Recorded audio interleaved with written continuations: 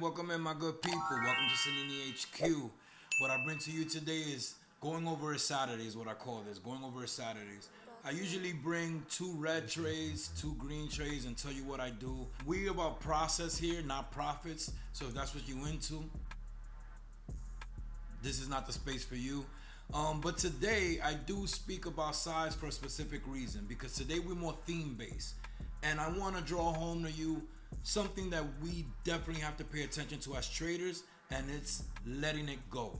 The theme today is letting it go. You have to let it go when you're rattled up and know when you rattled up here, because we know it's all about up here. I traded horribly this week, but yet I had a green week, and I'm not proud of it because I'm rattled up from OCTO. I was rattled up from OCTO, from what happened on Monday and what could have been. Hindsight is 2020, as we say, and what could have been messed me up for the rest of the week. And I'm gonna show you in this example that I have for you guys today. Letting it go is important, man. I overtraded, I revenge traded, I did all the things that I wasn't supposed to do all week, and all it did was have me miss good opportunities that was right in front of me, some that I was even in, and you're gonna see it in this example. Check it out. We're gonna start with Btcm, right? I was so over trading, and the theme is knowing when you rattled up so you could be able to let go. I had a green week, like I said, but I am not satisfied with it. I'm not proud about it because I was over trading, and I'm gonna show you the example of being rattled up and not knowing. Btcm, I took this trade, I bought right here and I sold here, right? My red lines represent my range line. I keep one in the bottom and at the top, you know, so that's time to sell, proper weight, proper spot to sell, and stuff like that. So if you see here, I wrote the first high because, you know, I come to my desk at 4 a.m. This is the first initial high from when it popped. I bought here, took the loss here, tell myself, okay, this was a good loss. I did what I had to do. I like to tell you guys the timestamp, so if you want to go look at the chart yourself. And I went in at 362 right here at 650, and I got out at 7.4 at 333. That's this right here, because you know the 7 o'clockers. I like to say I wait for the 7 o'clockers, the 8 o'clockers, the 9 o'clockers. Those that, well, if you don't know, that's when most brokers open and most retail traders start coming in after 7. So usually that's why I wake up early, because I'm trying to sell to those people. And basically when I see this type of action, I know it's time to get out. The 7 o'clockers are coming in selling. That's what I say.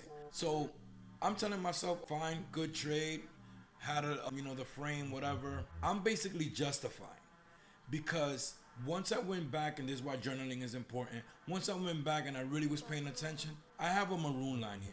My maroon line represents warrants. There's double top action, there's high or low. Under all my tiers, these yellow lines represent support and resistance to the left of the chart. And I get in at 650, telling myself that it was a proper loss, that it's fine, okay. And no, it's not. This trade was trash. These are the things you do when you're over trading and you don't know that you're rattled up. This thing popped at 6 in the morning, pulled, and this is what we're trying to get in. It's all about trying to get in at the bottom, at the base of it. You know, if I'm going in at 280s, 290s, and I'm risking 280, and I catch this piece, knowing that there's warrants here, that's from the 2s to the 4s. That's a nice piece to catch. What am I doing buying here? There's no reason for me to be buying here. So as we over trading, like I'm explaining to you, I also traded this at the same time. This was also happening right here, Wlds. And let me tell you what happened here. So I want to go to my journal so I can tell you the entry again, so if you guys want to look at it. So Wlds, another one that I was in, and another one that I was justifying the means. As I'm over trading, again, we're talking about being rattled up, knowing when you're rattled up, because you have to let it go. Give me a second here. I went too far. Come on, stop. Here we go. So I get in at 193 at 4:17 a.m. right? This is why I wake up at 4 in the morning. I love this entry. This was also a loss. So 193 at 4:17 a.m. and I get out at 172 at 4:36 a.m. You know, this was the bottom right here, the double bottom. That's why I got in here expecting it to go and break out from here and maybe test this high of 268 and keep going, because you know this was the top of after hours. My white line represents the tops of after hour, and I look at it as, you know, I could test it, or if it breaks out, you'll see later how this all comes together. These lines for me, right? All color coordinated, and they all have their reason. So I take this, it breaks the support, I get out, great. I have 500 shares here. Now, we don't talk size. We talk about process, we don't talk size here, but I'm telling you this size so you can understand, and I want to bring it home about being rattled up and letting it go. So I get out, great, no problem. Took my loss like I'm supposed to. You know how it is. Rule number one, cut losses quickly.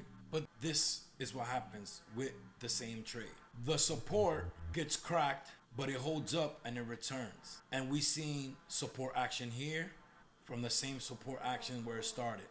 So it just dipped a little and it reclaimed, right? Actually, this line is supposed to be here. This was the after hour high. I don't know what happened there, but that's what I use the white line for.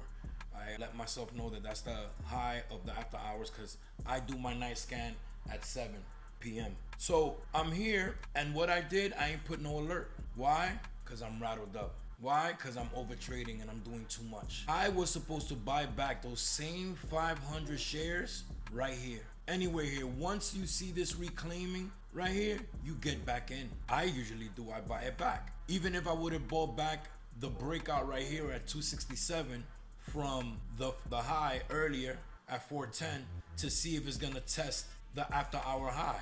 That's $1, and look what it did. This thing went as high as 1089. And the way the Sabalanca, the way I trade Sabalanca, once it's a stair stepper up, there's no reason to sell. Once it breaks out from the after hour high, there's no reason to sell. There's no reason to sell till at least 6 or something. And we're talking about $3, $4. That's great before the open, but Sabalanca, you're supposed to wait for the open. But with these red pulls at my tiers, most likely $8 would have been where I got out. That's just the way I traded, right? Cool. That's that. Being rattled up. And this all started, this over trading, these bad decisions, all started from this ticker here. A ticker that don't even have the same symbol anymore. Now it's at $15. Now it's ORBS. But this was OTCO. And this started at the top of the week for me. And it was such a botched trade for me that it just fucked me up for the rest of the week. And I'm gonna show you how. So this is where I was in it. Let me get the timestamp so you guys want to check it out. Like I said, where my entry level is. This was a green trade, but it was a botched trade. I got in at $3.33 at 6:17 a.m. and I got out at 4:37 at 7:12 a.m.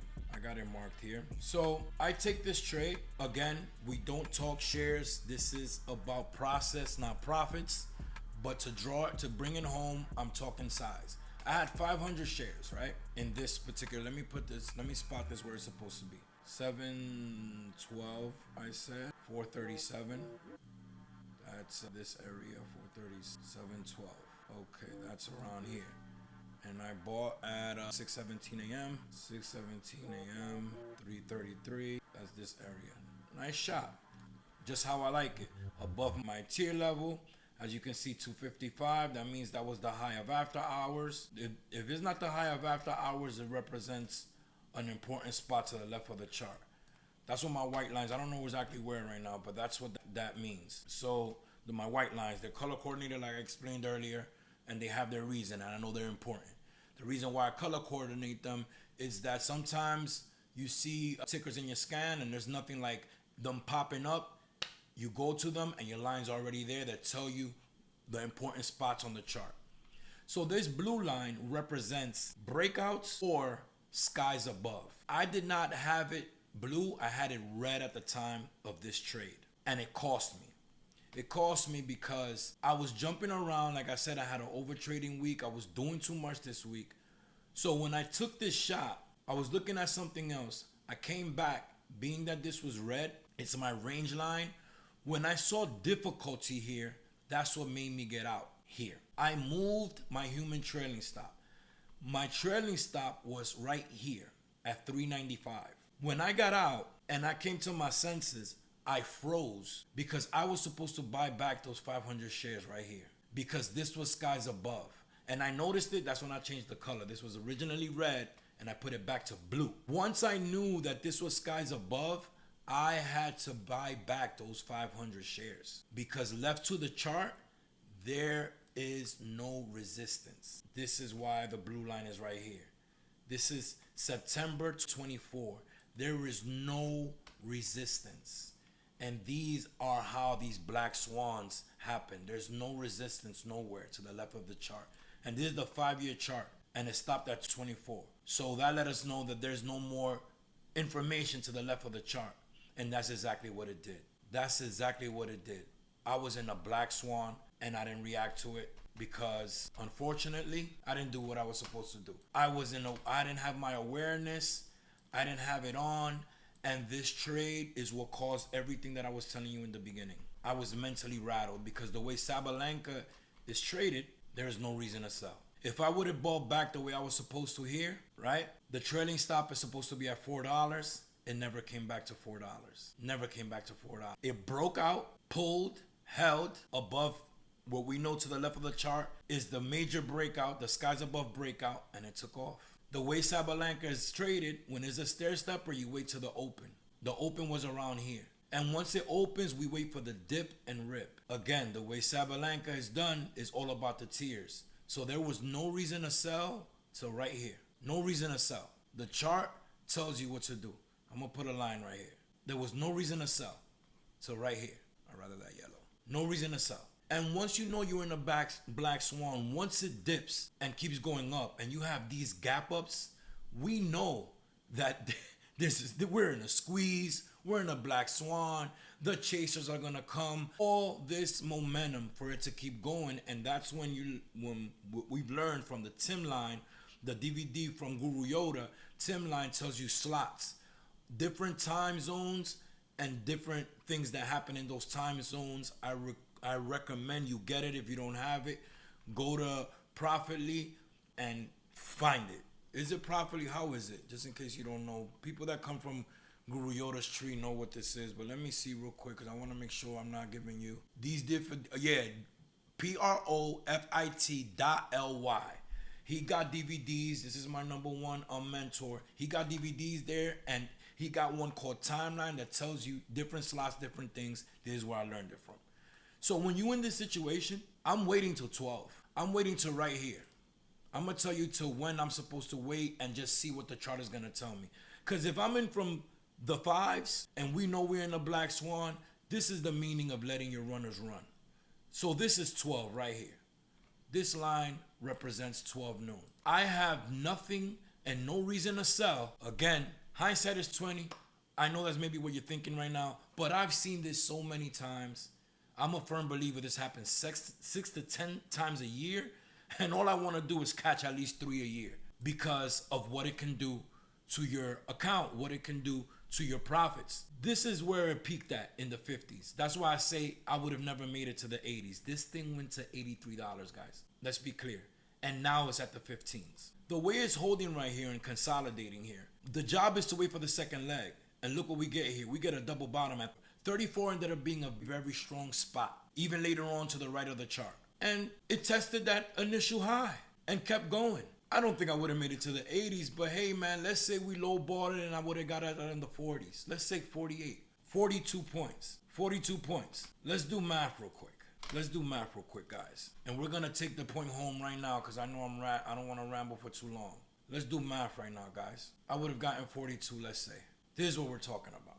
This is what had me rattled up for the rest of the week. This is what I didn't do.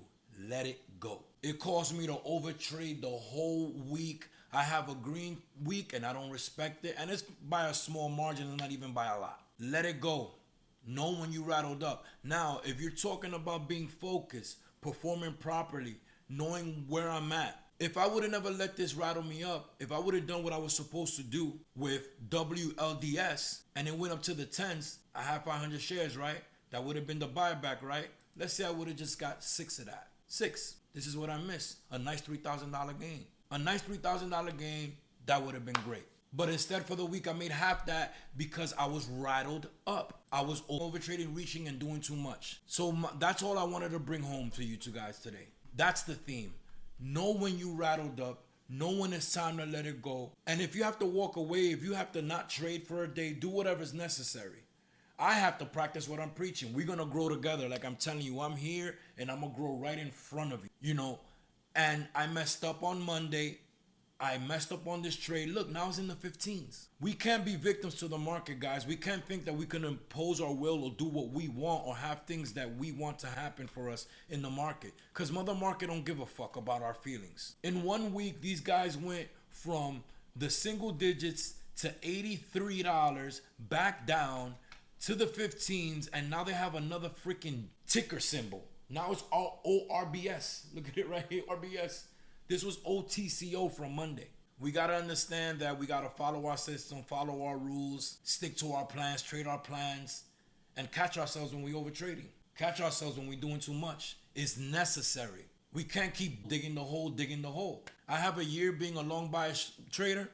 I'm a predominantly short seller. Like I say, I'm a day walker. And I'm just a long bias trader right now at the moment, seeing through short seller eyes. But I royally fucked up this week because I was so rattled up from ORBS. From thinking to myself, this is what I had in my mind. I was like, dude, man, if you would have gotten, this is me. Man, if I would have gotten, 50. My God, this was the possibilities. I could have made, 25,000. I could have made 20,000. And I was so stuck on that for the rest of the week that I traded like shit for the rest of the week. Know when you rattled up. Know when you got to step away. Know when you got to let it go. I wish you guys a green week next week. Keep in mind what I told you. I hope I drove the point home here and I didn't rattle for too long for you guys. But, man, let's get better. Let's grow. And let's do this, man. Stick to your rules, man. Stick to your rules. Till the next one. El tío, coño.